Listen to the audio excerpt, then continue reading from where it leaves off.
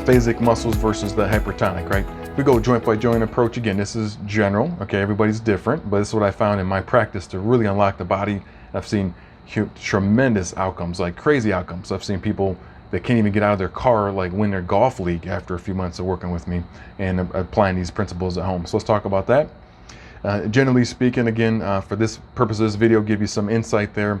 You really want to mobilize the following joints. Ankle, which means we need more dorsiflexion for that knee to travel over that toe. The hips, especially hip flexors, right? We sit a lot in our culture.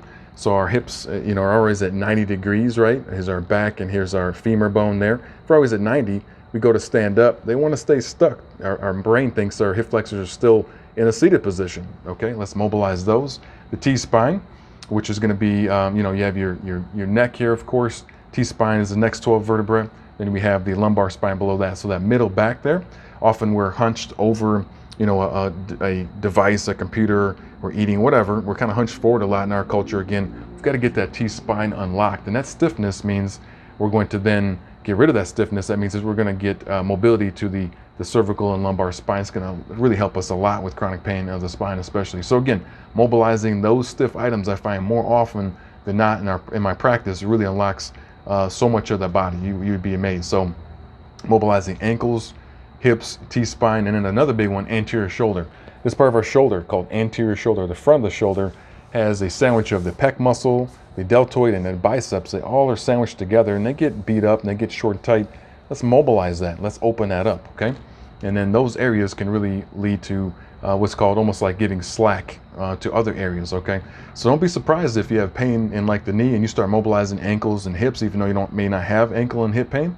Guess what? That knee's gonna start to feel better over time. Why? Because you're addressing it globally. You're looking at the factors beyond just the knee. And then you're gonna end up with some good wins there. What do we want to do? So what do you want to do as far as activating things that tend to be phasic or kind of off and not doing a whole lot? Our glutes, right? We sit on our butts a lot. And remember, I mentioned about those hip flexors. Well, when hip flexors are tight and short, our glutes don't fire. They don't turn on hardly at all. So we need to mobilize those, but mobilize hip first, and then you can access the glutes. The deep core. A lot of us focus on anterior core, which is the front of our abs there, the six pack or whatever. And we want to see more muscle definition. That's great and all, but our core wraps all the way around your entire back, okay? We have to work on our deep core. One of the best ways to do that is to take a deep breath and just blow the air out slowly. And as you do that, think about cinching up your waist and pulling your belly button in and kind of keeping the tension throughout the day. That's big. Scapular retractors, we tend to spend a lot of time like this. We breathe like this. We're in stressful situations. We're driving through traffic and, people with road rage. And it's, we've got to get our shoulders down out of our ears and then pull them down. Okay, scapular retractors are our middle back muscles like rhomboid trapezius. We've got to get those activated because they oppose some of these tight muscles that are up like this and causing a lot of issues. If you have especially chronic neck pain or migraines, things up in here, got to get those scapular retractors fired up, okay? Now, if you start working on these things with the soft tissue movements we talked about earlier with the foam rolling massage gun and you're going at it gently, but you take a few months to do that.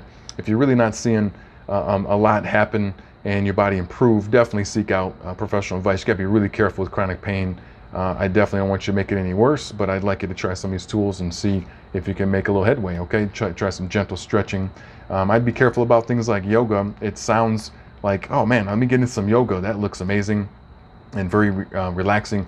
It can be, but you gotta start with beginner restorative yoga, very, very entry level. You gotta be very careful. I've restored a lot of people that do yoga for years and they've got some issues just like the rest of us that have got to work on.